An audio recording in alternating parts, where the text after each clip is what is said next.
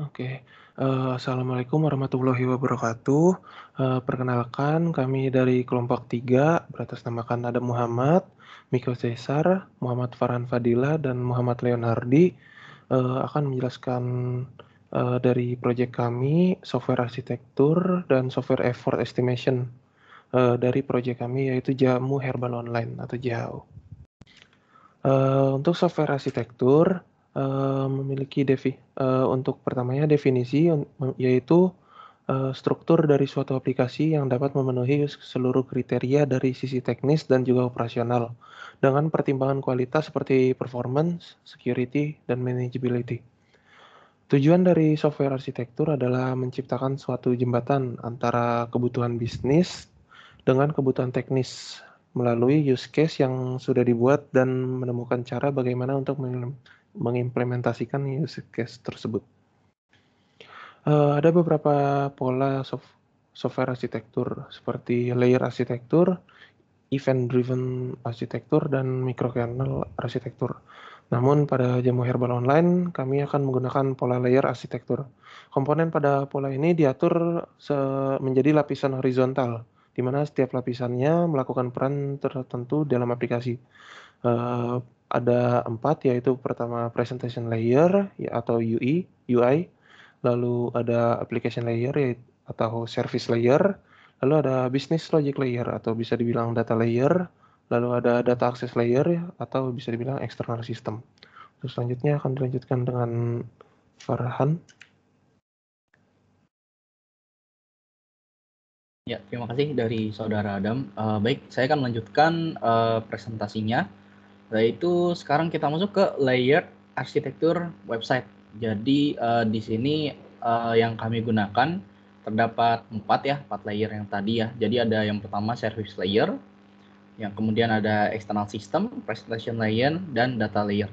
Nah, untuk external system itu apa? External system yaitu bagian dari layer pattern yang menyediakan sumber informasi dari luar dan terhubung dengan service layer, serta terhubung melalui link tertentu sehingga saling berkaitan satu sama lain. Nah, untuk external layer ini atau external system ini kita menggunakan aplikasi luar, yaitu contohnya ada email, printer, maupun bantuan dari API yang lain, yaitu seperti Google Map dan semacamnya yang mendukung bagian dari aplikasi JHO ini, terutama dalam website. Kemudian boleh di next. Selanjutnya ada service layer. Service layer ini merupakan layer kedua di pattern software architecture, biasanya berisi back end dan front end. Nah, maksudnya adalah service layer ini adalah bagian yang memprocessing dari aplikasi yang kami gunakan. Nah, karena kebutuhan dalam website, untuk front end-nya kami menggunakan CSS, Bootstrap, serta Flutter. Dan untuk backend-nya kami di sini menggunakan JS atau JavaScript serta PHP ataupun dengan bantuan Laravel untuk backend-nya. Boleh dilanjut lagi. Selanjutnya ada presentation layer. Nah, presentation layer ini merupakan layer pertama yang diakses pada sistem. Biasanya berisi user interface atau UI untuk layanan yang disediakan oleh aplikasi. Nah, pada klien browser atau istilahnya pada klien kami atau pada customer JHO, mereka bisa mengakses aplikasi yang kami gunakan atau website yang kami gunakan dalam Google Chrome ataupun Internet Edge serta Firefox, ataupun bisa menggunakan browser yang lainnya seperti Opera dan semacamnya. Nah, di bagian presentation layer ini hanya terdapat UI-nya dari JHO saja dari aplikasi kami. Mungkin boleh dilanjut lagi. Yang selanjutnya yaitu ada data layer. Nah, data layer ini merupakan layer terakhir dari software architecture yang menyediakan database, OS, dan komponen interface yang terhubung ke perangkat keras lain. Artinya bisa dikatakan data layer ini sebenarnya pembuat atau penginput dari data-data yang ada, sehingga bisa dikatakan sebuah database. Nah, untuk database ini kami menggunakan MySQL ya. Untuk SQL-nya itu kami masih mencoba bisa menggunakan Postgre ataupun bisa menggunakan uh, SQL yang lain, tapi untuk sementara basis kami yaitu MySQL. Baik, bisa dilanjut lagi. Nah, yang selanjutnya yaitu layer arsitektur apps. Nah, ini kembangan dari kami. Mungkin pada awalnya kami ingin merujuk ke pembuatan aplikasi Android. Nah, kemudian kami berpikir untuk menggunakan alternatif yaitu pembuatan website. Nah, untuk yang di aplikasi sebenarnya untuk layernya hampir sama, yaitu ada eksternal yang luarannya, kemudian service layer, dan kemudian ada application layer dan data layer. Nah, untuk external system ini berhubungannya sebenarnya sama. Kalau tadi mungkin di website, karena website sudah menyediakan, jadi tinggal metode print. Nah, sementara kalau di aplikasi, kita berhubungan dengan Google Maps, serta email yang digunakan, atau istilahnya untuk ID, atau istilahnya untuk akun. Nah, external system tersebut dihubungkan dengan API untuk dihubungkan ke service layer, hampir sama seperti yang website tadi. Namun untuk layer arsitektur apps ini kami menggunakan service layer, yaitu front end dan back end yang berbeda, yaitu front end-nya XML, Android, Java, atau bisa dikatakan kami masih menggunakan Android Studio untuk pembuatan aplikasinya. Jadi untuk back end-nya kami menggunakan PHP with JSON ya, atau Java-on kalau saya tidak salah ya. Kemudian untuk database-nya tetap database-nya kami menggunakan SQL, namun masih mencoba-coba serta mencari-cari tahu, makanya bisa dikatakan untuk pembuatan aplikasi yang di Android ini atau di HP ini masih dalam tahap pengembangan juga. Jadi kami masih meraba-raba juga. Mungkin nanti ada kritikan dan saran terhadap aplikasi ini kami buka. Kemudian untuk klien aplikasinya yaitu application layer, atau istilahnya aplikasi sendiri yang istilahnya hanya di-download dari Play Store maupun iOS Store, lalu bisa diakses oleh konsumen atau pengguna aplikasi JHO. Baik,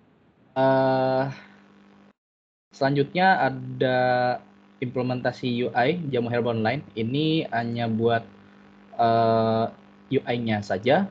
Di sini ada linknya yang insya Allah boleh nanti akan kami cantumkan juga PPT-nya ketika kami kumpulkan. Boleh di slide selanjutnya.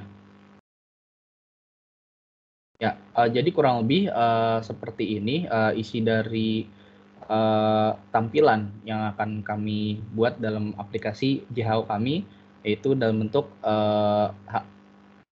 aplikasi Android ya. Dan untuk mungkin boleh bisa dilanjut untuk yang websitenya. Nah, untuk yang websitenya kurang lebih seperti ini. Jadi kami membuat dua alternatif, ada yang berbentuk Android ataupun aplikasi HP, dan ada yang berbentuk website.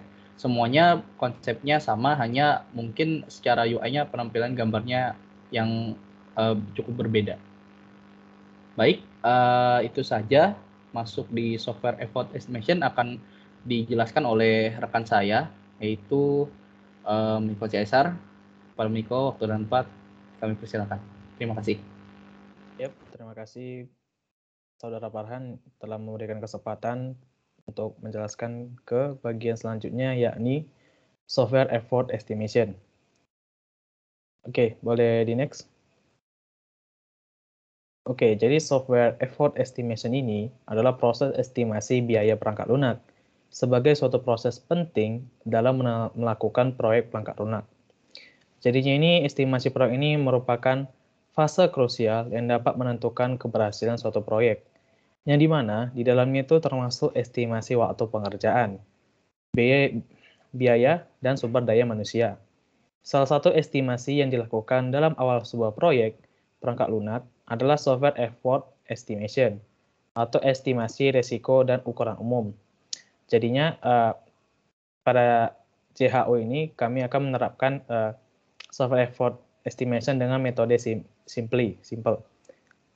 Oke, dengan metode simple ini dengan cara menghitung effort sederhana dengan berdasarkan standar industri presentasi, atau bisa disebut presentasi standar dari industrinya. Ini itu memiliki beberapa tahapan, yaitu yang pertama adalah waktu yang digunakan dalam perencanaan, kemudian yang kedua, menggunakan standar industri, kemudian yang ketiga yaitu memperkirakan waktu keseluruhan untuk suatu proyek. Jadi, untuk yang kami merencanakan dan juga menghitung estimasi kira-kira proyek dari JHO ini memakan waktu berapa lama, atau juga estimasi biaya dan sumber daya manusianya. Oke, boleh di next. Nah, jadi yang dimulai untuk menghitung effort estimasinya itu pertama adalah function points estimation. Yang pertama itu dengan mencari total unadjusted function points atau disingkat TUFP. Oke, nah di sini di dalam complexity-nya itu kami mendeskripsikan yaitu ada inputs, outputs, queries atau data, kemudian ada files-nya dan juga program interface-nya. Nah, di sini yang bagian total number yaitu adalah total yang akan dikerjakan itu sekian seberapa banyak gitu. Kemudian ada low, medium, dan high adalah seberapa ringan atau maksudnya seberapa mudah dan tahapan sulit dalam pengkodingan atau dalam mengkodekan sebuah dari deskripsinya tadi. Nah, jadi di sini dari input tuh ada ya bisa juga ada yang low-nya itu ada 4, medium itu 2, dan high itu 4. Nah, yang untuk ditotalkan itu adalah dengan cara dikalikan dengan berapa effort yang seberapa effort yang tingkat berdasarkan tingkatnya. Misalnya gini, untuk yang low itu low dikalikan 3 ditambah, kemudian yang medium itu dikalikan 4, kemudian ditambah lagi yang high itu ada 4 dikalikan dengan 6. Nah, kemudian itu ditotalkan pada dari inputnya itu tadi. Begitu seterusnya sampai ditotalkan ke semua total itu ditotalkan untuk mencari total unadjusted function points-nya atau TUFP. Oke, sudah sampai sini, nanti itu bahkan ke tahap selanjutnya. Oke, mungkin bisa di next. Oke, kemudian tahapan selanjutnya adalah kita menentukan dulu total processing complexity-nya atau biasa disingkat PC. Nah, pada JHO-nya kami ini, kami itu memiliki sebuah processing complexity itu dengan berupa data communication, heavy use configuration, kemudian transaction rate, dan seterusnya. Nah, dari skala ini, skala yang kami pakai itu adalah 1 sampai dengan 3. Ini adalah seberapa banyak untuk kita dalam membuat sebuah proyek ini. Oke, mungkin sampai di sini saja untuk penjelasan dari saya. Mungkin akan dilanjutkan oleh teman saya, yaitu Leonardi.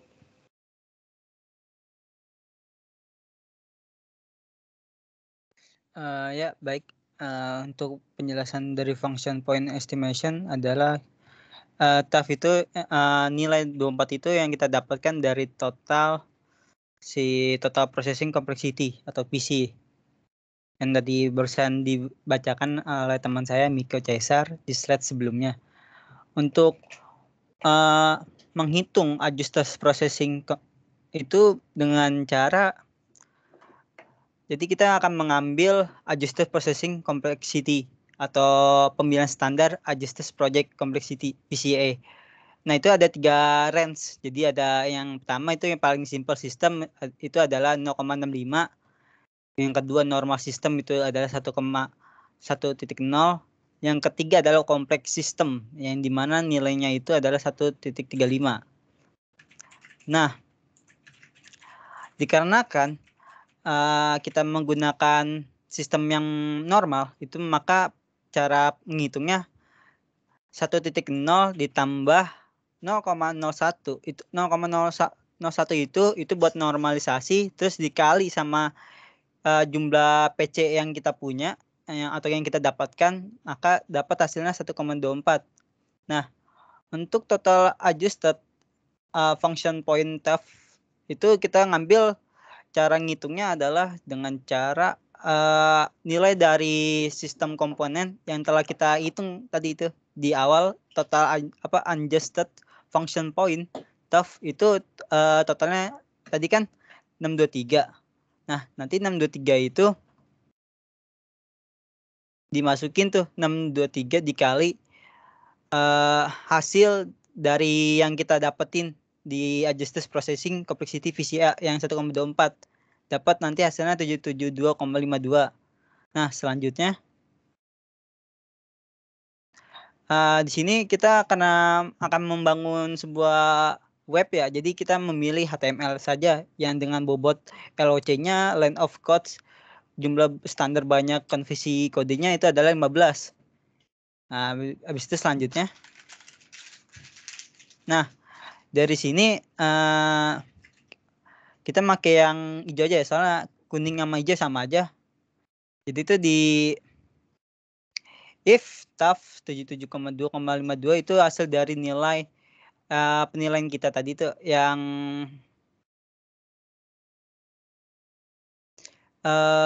dari TOF adjusted function point TOF ya, yang total adjusted. Nah, nanti kita dapatkan, maka kita tinggal hitung saja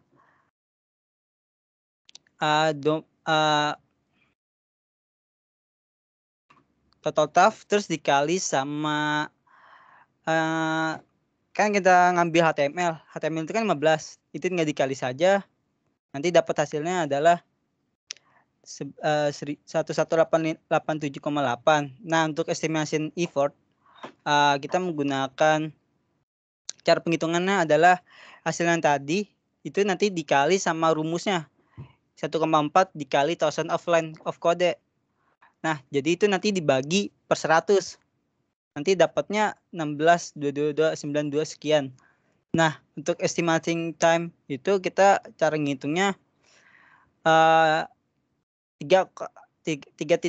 dikali percent months pangkat sepertiga. Nanti dikali sama hasil yang kita dapetin tadi di sebelumnya di estimating effort. Nanti dapat jumlahnya adalah 7,59 per month. Mungkin itu saja dari saya. Saya bagikan lagi kepada moderator, Adam.